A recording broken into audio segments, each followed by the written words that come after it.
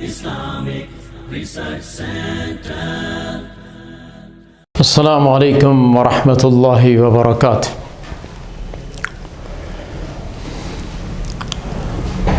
الطریق انٹرنیشنل اسلامک ریسرچ سنتر استدیو با شمایان مخاطب می باشم. امروز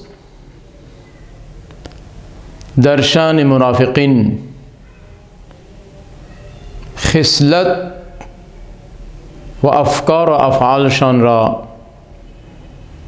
چنانچه الله رب العالمین در سورة بقره ارشاد فرموده است ان شاء الله بحث میکنیم.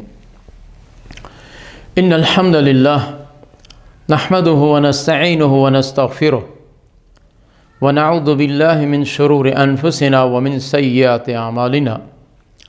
من يهده الله فلا مضل له ومن يضلل فلا هادي له وأشهد أن لا إله إلا الله وحده لا شريك له وأشهد أن محمدا عبده ورسوله.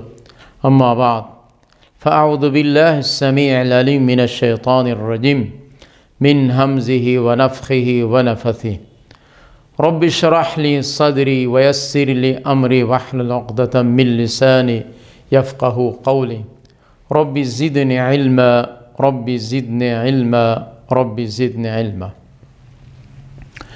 أعوذ بالله من الشيطان الرجيم. وإذا قيل لهم لا تفسدوا في الأرض قالوا إنما نحن مصلحون.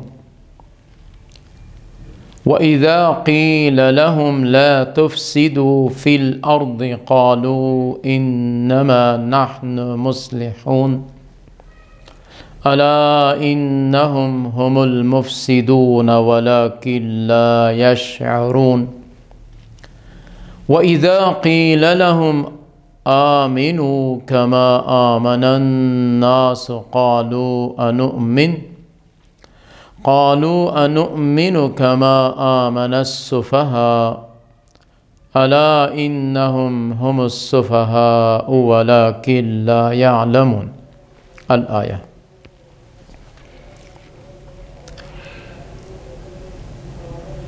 از جمله تمهید سه جماعت بود. جماعت سوم که از قبیل منافقین است. واقعه و خباثتی از این تقریبا در آیات 11 آیات مبارکه تذکر شده است.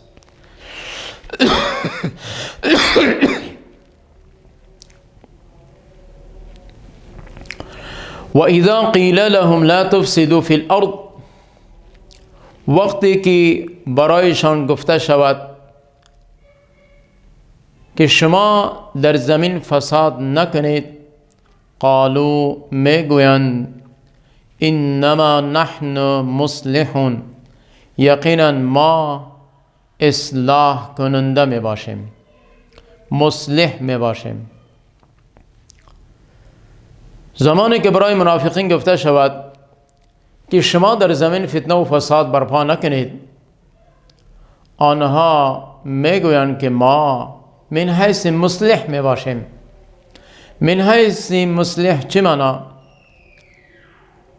که ما در میان مسلمانها و مخالفین کفار روابط ما داریم، این به نظر شما فتنه و فساد دیده می شود، اما ما برای این علت به خاطر فتنه و فساد روابط نداریم، بلکه مصلحون نظر ما این است که در میان مسلمانها و کفار اصلاح صلح آمیزی صورت بگیرد.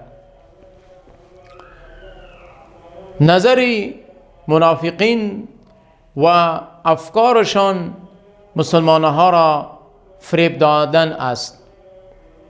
میخوان که از الفاظهای آرامش، الفاظهای نرم و نازک مسلمان ها را فریفته خود بسازند و اینها را ضربه وارد کنند.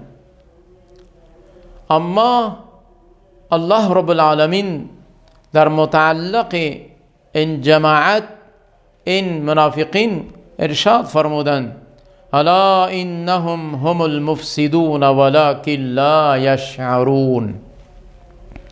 اینها میگویند که ما در میان این هر دو جماعت من حیث مصلح میبوده باشیم، اصلاح کننده می باشیم، خیرخواه می باشیم، لیکن الله رب العالمین ارشاد فرمود که الا خبردار ای مسلمان ها، ای موحدین، ای اهل توحید، آگاه بده باشید با کیفر کردار اینها، با افعال اینها، با رفت آمد اینها، با زبانی که اینها استعمال میکنن که ما من حیث خیرخواه و مسلم می باشیم. شما آگاه بده باشید که اینها مفسد می باشند، اینها فساد کننده می باشند، اینها فتنه برپا کننده می باشند. ولکن لا یشعرون، لیکن به خبر می باشند، لیکن از این افعالشان در ذهنیتشان این است که ما مصلح هستیم و ما فایده برداشت میکنیم، ما برای ما کامیابی حاصل می شود. لیکن الله رب العالمین ذوالجلال و الاکرام جواب داد که اینها با آن چالاکی خود خبر ندارند که نتیجه پس منظر چی صورت می گیرد، چی واقع می شود، چی نقصان برایشان صادر می شود. و اذا قیل لهم آمنوا کما آمن الناس، وقتی که برای اینها گفته شود شما ایمان بیارید همچنانی که آمن الناس، مردم ایمان آوردن. قالوا انؤمن کما آمن السفهاء، همچنانی که مسلمان ها ایمان آوردن. در اینجا من حیث ضرب المثل، من حیث اسوه حسنه، صحابه کرام را پیش کرده است، ایمان آنها را پیش کرده است که شما قسمی که صحابه رضوان الله علیهم اجمعین ایمان آوردن، ای منافقین، ای جماعتی که شما خود را من حیث مصلح میدانید، شما ایمان بیارید به مثل ایمان صحابه من. الله رب العالمین ایمان آنها را ضرب المثل من حیث یک اسوه حسنه پیش کرد برای اینها که شما ایمان بیارید. باید ایمان شما با مثل ایمان آنها بوده باشد. اگر همچنین ایمان میارید، ایمان شما قابل قبول است، عمل شما قابل قبول است. اما این بدبختها، این به شعور به خبر انسانهای که مفسد هستند، مخبر هستند، منافقت در ضمیرشان نفاق است، میگویند انؤمن کما آمن السفهاء، آیا ما ایمان بیاریم همچنانی که مردم بی عقل، کم علم، بی وقوف ایمان آوردن؟ اینها در شأن صحابه کرام الفاظهای ناشایسته، الفاظهای استعمال کردند که لایق مناسب نیست، چون که اینها علم ندارند، جاهل هستند. از نگاه به علمی و جهالتشان این الفاظها را اینها استعمال میکنند. الله رب العالمین همچنین جواب داد که الا انهم هم السفهاء، ای مسلمان ها، ای اهل توحید، ای کسانی که شما مدعی اسلام هستید، آگاه بده باشید، با خبر بده باشید که این منافقین بیوقوف جاهل می بده باشند. این منافقین فتنه فسادی می باشند. این منافقین علم ندارند، جاهل محض هستند، بیوقوف هستند، بی علم و بی فرهنگ هستند. ولکن لا یعلمون، لیکن نمیدانند، آگاهی ندارند. در ذهن افکارشان این است که از ما کرده کسی دانشمند، علم یا چست و چالاک نمی باشد. لیکن الله رب العالمین جواب داد ولکن لا یعلمون، اینا بی خبر هستند، اینا علم ندارند، جاهل محض هستند. روی به علمیشان جهالتشان صحابه در شان ایمان صحابه کرام اینا شک شبهی دارن و الفاظهای ناشایسته استعمال میکنن. و اذا لقوا الذین آمنوا جماعت دومی از این منافقین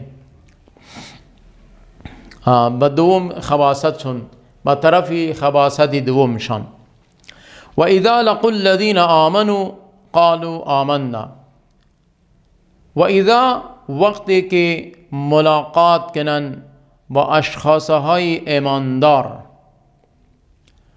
و اذا لقوا الذین آمنوا وقتی که ملاقات کنن با مسلمانها، قالوا میگویند آمنا ما هم ایمان آوردیم، ما هم مسلمان هستیم. اینها ظاهرا ایمان خود را تعریف میکنن، یادآور میشوند که قسمی که شما مسلمان هستید، ایمان آوردید، همچنین ما هم ایمان آوردیم. و اذا خلوا الی شیاطینهم، این گفتار بود که در نزد پیش روی مسلمان ها بود و زمانی که اینها طرف رؤسا، طرف کبرا، سردارهایشان می روند. و اذا خلوا الی شیاطینهم، وقتی که یک سو یک طرف می شوند، طرف رؤسا و کبرایشان نزد آنها که می روند، قالوا انا معکم، در نزد اون کفار رؤسا کفر میگویند ما همراه شما هستیم. انا یقینا ما معکم همراه شما هستیم. انما نحن مستهزئون، یقینا ما مسلمانها را همراه مسلمانها، یقینا ما همراه مسلمانها تمسخر، استهزاء، مذاق میکنیم.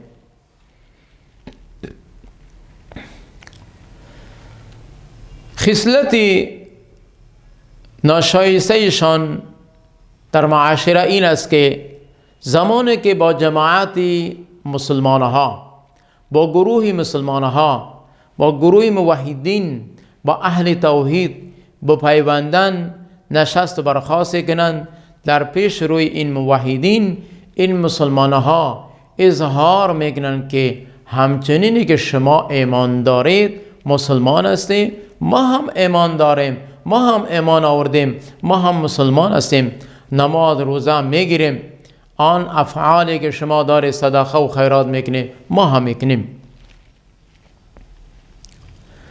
اما زمانی که از پیش مسلمانها دور میشوند، در نزد کبرای روس، رؤسا، آن سرداران، کلانانی که از طرف کفر وجود دارند، مقرر شدند، اینها در پیش آنها انتهایی با یک عاجزی الفاظ استعمال میکنند که میگویند که ما همراه شما هستیم، ما با شما وابسته هستیم، ما هر آنچه که از مال جان از با شما هستیم. ما تنها با مسلمانها یک ظاهری تمسخر، استهزاء، یک وابستگی داریم تا که اونها شک وارد نکنن، شک نکنن که اینها چطور مسلمان هستند که با مردم کفر سازی دوستی دارن. ما رویه ما با مسلمان ها من حیث یک استهزاء و تمسخر، مذاق می بوده باشد. الله رب العالمین جواب داد: الله یستهزئ بهم. اگر اینها با اهل اسلام، با مسلمان ها از طریق تمسخر، مذاق پیش می آیند، الله رب العالمین جواب داده که الله بینها هم استهزاء و تمسخر میکند. الله هم بین مردم، بین منافقین استهزاء و تمسخر میکند. در شأن الله کلمه استهزاء و تمسخر لایق مناسب نیست، اما این یک جواب است که بالمقابل به خاطر سرزنش از طرف خداوند استیضا و تمسخر عذاب می باشد، گرفت پروردگار می باشد. و یمدهم، اینها را مهلت می دهد برای افعالشان، برای خباثتشان، برای نفاقشان، برای رفت آمده که ظاهری باطنی دارن. الله اینها را مهلت می دهد، می گذارشان، وقت برایشان می دهد. فی طغیانهم یعمهون، اینها در امو سرگردانی خود، در امو افعال و کردار خود حیران پریشان می باشند، می چرخند، می گردند. هیچ وقت برای از اینها سکون نمی باشد. همیشه دنبال این هستند که با مسلمانها چطور ما حرکات کنیم، چطور اینها را ضربه وارد کنیم، چطور اینها را نقصان بدهیم. زمانی که برای مسلمانها فتوحات میسر می شود، چنانکه در آیاتهای دیگر می آید، اینها در او اثنا بسیار با یک سرگرمی، با یک خوش الهانی، با یک اخلاق با مسلمانها پیش می آیند. هدف اینها صرف فایده دنیا می باشد. لیکن اگر در ظاهر از طرف روز با مسلمانها اند، اما از طرف شب در باطنشان با رؤسای کفار، با اینها ربط و تعلق دارند. خداوند ارشاد می فرماید که اینها را من در همچنین حرکات سکاناتشان، در همچنین حواس گم شده ایشان که مخبوط الحواس می باشند، حواس خود را باختن، از دست دادن، اینها را ما مهلت می دهم، می گذارم. وقت برایشان بود، مهلت داد. اگر اینها سبق حاصل می کردن، عبرت حاصل می کردن، نصیحت حاصل می کردن، از عذاب الهی محفوظ می ماندن. اولئک الذین اشتروا الضلالة بالهدى. سوم طبقه اینها، سوم خصلت اینها، این جماعت، اولئک، این جماعت، این گروه منافقین، آن اشخاص هایی هستند که اشتروا الضلالة بالهدى، الذين اشتروا الضلالة بالهدى، خریدن گمراهی را به بدل هدایت. هدایت را داده، هدایت را فروخت کردن و در بدل آن گمراهی خریدن. فما ربحت تجارتهم و ما كانوا مهتدین. اما تجارت اینها برایشان فایده نداد. فما ربحت تجارتهم، پس تجارت اینها برایشان فایده نداد. و ما كانوا مهتدین، اور براه راست هم رایاب نشدن. و ما كانوا، نبودن که راه راست براه راست بروند. اینجا خرید فرو مثال داده است که خرید و فروخت در اجناس می باشد، در وزن می باشد، در وزن اوزان، در پیمانه و کیل می باشد. اما اینا چطور خرید و فروخت کردن؟ قرآن کریم یک تشبیه داده به خاطر فهم، به خاطر دانستن. منافقین هدایت، نور، اسلام را داده. هدایت عبارت از نور اسلام است. آن را، نور را داده، در بدل نور اسلام، در بدل هدایت، اینها گمراهی را اختیار کردند.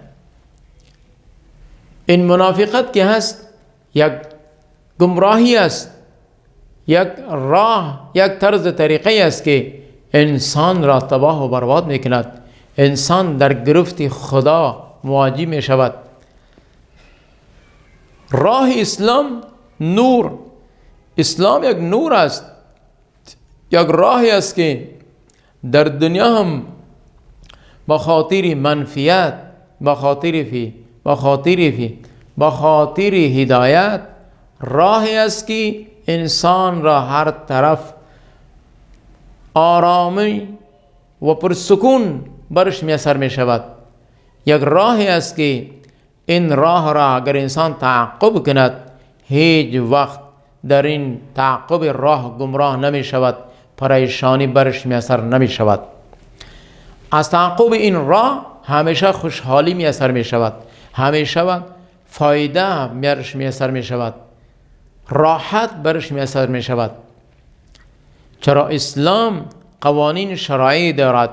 اگر قوانین اسلام را انسان بپذیرد، عمل کند و همیشه براحت می باشد و از هر قسم پریشانی پر امن می باشد، در امن می باشد. و ما کانوا مهتدین، اینها زمانی که هدایت را دادن، گمراهی را اختیار کردن، در مسائل تجارتی یک عنوان و یک مطلب و مقصود می باشد. مقصد این است که زمانی که انسان تجارت میکند کدام فایده به دست بیارد، کدام فایده را دیده شود. اگر که فایده میسر نمی شود، دیده نمی شود، آن تجارت نیست، آن خود نقصان است. از هر طرف برش نقصان است، در معاملاتش، در اخراجاتش، در تعاملاتش برش نقصان می باشد.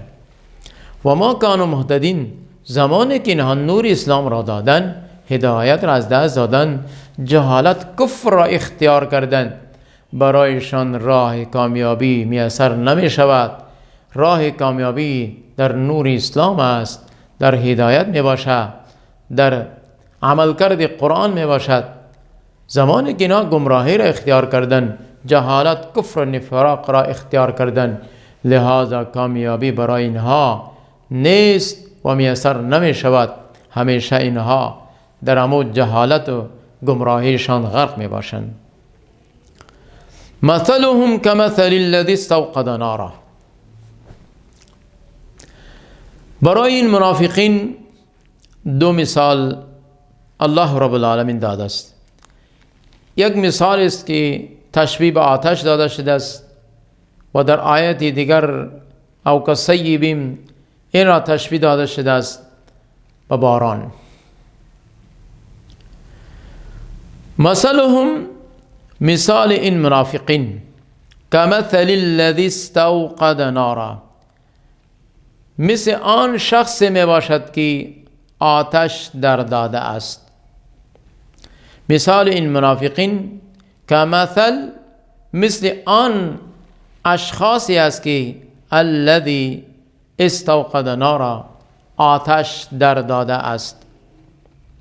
فلما اضاءت، پس وقتی که روشن شد اما آتش، به این معنا آتش در گرفت، شعله از آن زیاد شد.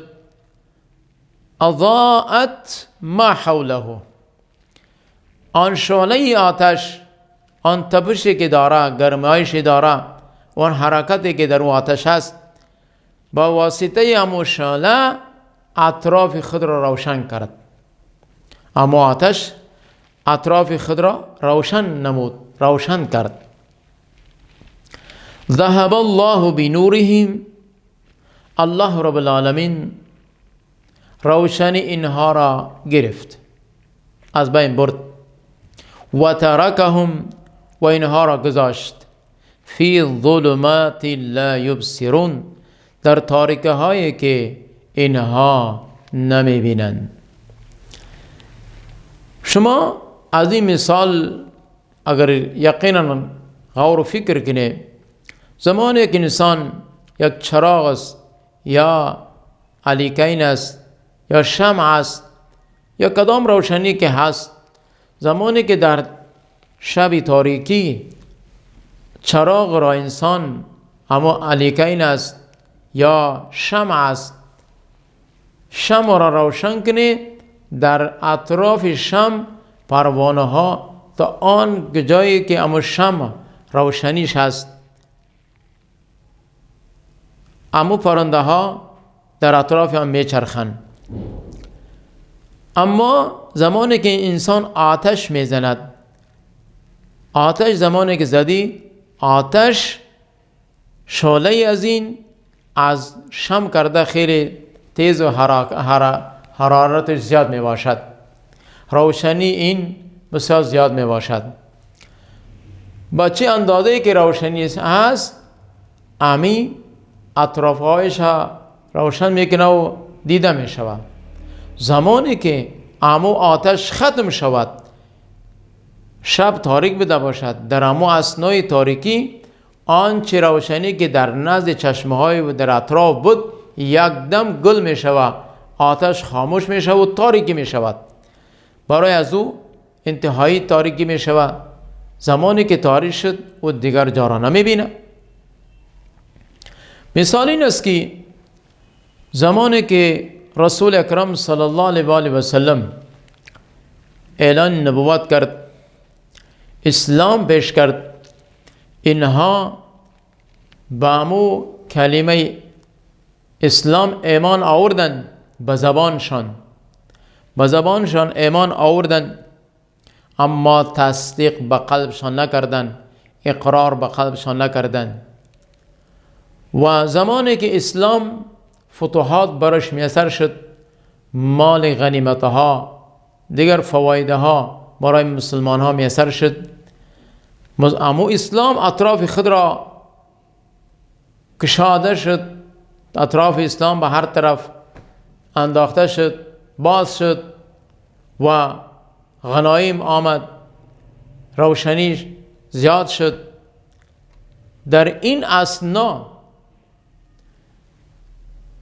این منافقین به زبانشان کلمه اسلام را اقرار کردن، ایمان آوردن و مالهای غنیمت دیدن، دنبال آنها شدن تا که ما از آن مالها استفاده بگیریم، بهره بگیریم. در این اثنا چنانچه اینها در دلشان اقرار نداشتند، در قلبشان تصدیق نداشتند. زمانی که در قلبشان تصدیق نداشتند، عقیده نداشتند، اقرار تنها به زبان داشتند، الله رب العالمین نور را از اینها سلب کرد. زمانی که سلب شد، آن چیزی که بر اینها روشنی بود، بهره بود، بهره از اینها مکمل ختم شد. چطور؟ الله برای پیغمبرش تمام خباثت اینها را، افعال اینها را گفت، از طریق وحی برای پیغمبرش اطلاع داد. زمانی که اطلاع داد، پیغمبر خدا زمانی که فهمید که این جماعت منافقین است، خباثت و فتنه و فساد مردم می باشند، لہذا آن فوایدی که برایشان میسر میشد از اینها سلب شد. زمانی که سلب شد، برای از اینها در تاریکی پیش رو می باشه، به بهره و به فایده می مانند، لہذا هیچ منفعتی برایشان میسر نشد. صم بکم عمی فهم لا یرجعون. صم بکم عمی فهم لا یرجعون. صم گفته می شود شخصی را که گوشه های شنوایی ندارن، کر می باشد. گوشه هایش شنوایی ندارن، کر می باشد. بکمون گفته می شود شخصی را که گنگ باشد، زبانش از زبانش الفاظ استعمال نمی شود، جاری نمی شود که دیگر برادرها بفهمند. زبان داره اما آوازش نمی براید، زبانش نمی چرخد، زبانی از او فصاحت ندارد. این را گفته می شود گنگ. عمیون نابینا، چشم دارد، در ظاهر چشم دارد اما چشمی آن کار نمی کند، بالای چشمایشان پرده می باشد. فهم لا یرجعون، اینها واپس هم نمی آیند، اینها واپس نمی آیند، رجوع نمی کنند. الله رب العالمین برایشان گوش داده، زبان داده، بینایی داده. در متعلق حق، دین اسلام، توحید، اینها از خلوص نیت، چرا که ایمان اینها به زبان است، با خلوص نیت و تصدیق قلب نمی باشد. لذا گوشه‌های خود را در شأن توحید قرآن استعمال نمی کنند، زبان خود را در فرمودات الله و رسولش استعمال نمی کنند. بینایی که الله برایشان داده است در راه حق دین اسلام استعمال نمی کنند. زمانی که این اعضاها را الله برایشان داده است اینها استعمال که نمی کنند، پھر الله رب العالمین در آیات گذشته ارشاد فرمود ختم الله علی قلوبهم و علی سمعهم و علی ابصارهم غشاوه. بر دل اینها و بر زبان اینها، بر گوشه های اینها، بر دل اینها و گوشه های اینها مهر زده و بر چشم های اینها یک پرده است. آن در ظاهر چشم ها دیده می شود، با فعل های ناشایسته و فحشا بی حیایی خیلی چشم هایشان تند و تیز می باشند، اما در مسائل حق چشم هایشان در پرده می باشند، اینها حق را نمی توانند که ببینند. فهم لا یرجون، اینها به طرف حق هم رجوع نمی کنند، اینها میلان ندارند، رغبت ندارند. او کصیب من السماء، مثال دوم در شأن منافقین، ایران مثال آبی گفته می شود. سبا انشاءالله از اینجا شروع میکنیم. و من الله التوفیق. اقول قول هذا استغفر الله لي ولكم ولسائر المسلمين.